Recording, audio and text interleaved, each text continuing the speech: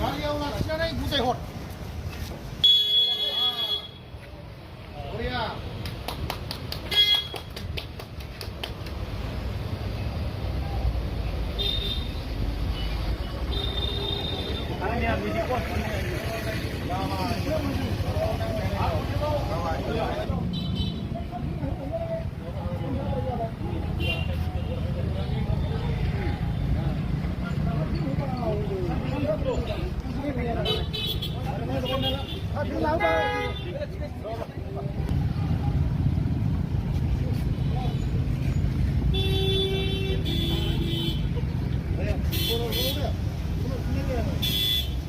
가리야.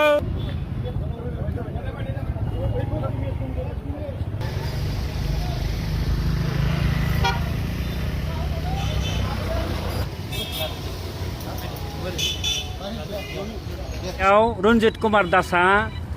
अध्यक्ष जानानै फैबाय बे समनिफ्राय बिथाङा गिबियावनो जोंनि आरनायखौ बिथाङा बे बिधान सभानि सिङाव थानाय आरनायफोरखौ बोखारजोबबाय आरो लोगोसे जिमान नेम प्लेटआव माने बर' रावजों लिरनाय दङमोन बेखौबो बोखाबाय आरो दिनै बे लुगुनि बर' भाषाखौबो बिथाङा बोखारनो थाखाय बा नाजागासिनो दङ बा सिद्धांत लादों दा बिनिखायनो जोङो दिनै माने आसाम गभर्नमेन्टखौ सोंखारिदों जे बिथांमोना बेबायदि सिद्धांत लानायखौ इमिडियेट सावरायफिननानै जाहाथे लुगुआव बर' रावखौ जाहाथे सोदेरो दा बिनि थाखाय जों खावलायदों आरो आदारवाइज जों बिनिफ्राय जों बुजिना मोनो बर' रायजो राजाफ्रा जों बिनिफ्राय बुजिना मोनदों जे आसाम गभर्नमेन्टआ बा आसामनि जि सभिनेसफोर बिथांमोना जे बर' रावखौ बा बर'फोरखौ जे मुगैयो बर'फोरखौ जे बिथांमोना गादबनानै नासयनानै खोमसियाव दोननो नागिरो बिनिफ्राय जोङो फोरमान मोनो दा बिनिखायनो जोङो बर' रायजो राजाफोरखौ जों खावलायदों बयबो जों साग्रिद जानांगौ जोंनि जि माने थाखानाय जि स्टेन्डिं माने बड'लेण्ड दाबि बे बड'लेण्ड दाबिखौ जों दाबिफिननांगौ आरो जिमानखिनि जोंनि बड'लेण्ड एरियायाव थानाय एसामिस लेंगुवेजजों लिरनाय माने गभर्नमेन्टआनो जा नन गभर्नमेन्टआवनो जा जिमानखिनि एसामिस लेंगुवेजाव लिरदों बे बर' रावजों जाजोबनांगौ दा बेखौ जों खावलायदों गासिबो जाहाथे हारि माहारिनि आफादफोरा बिनि सायाव जाहाथे नोजोर लाखियो आरो जों बयबो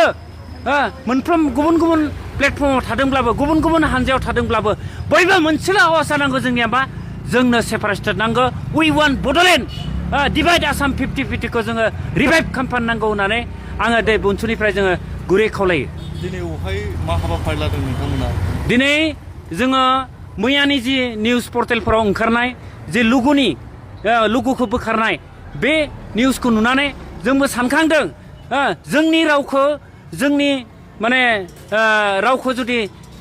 आसामाव जुदि गनायना लायाबा बा गनायाब्ला जोंबो बड'लेण्ड एरियायाव जोंबो गनाया होननानै दिनै जोङो मा बे दखान pohराव थानाय जे एसामिसजों लिरनाय बेखौ जोङो खोमोरदों आरो जोङो बेयावल' नङा गासै सारा जोंनि बिटिसिआव थानाय आरो बड'लेण्डआव थानाय गासिबो दखान pohर गभर्नमेन्ट नन गभर्नमेन्ट बिनि जि एसामिसाव लिरनाय बेखौ खोमोरनांगौ होननानै दिनै जों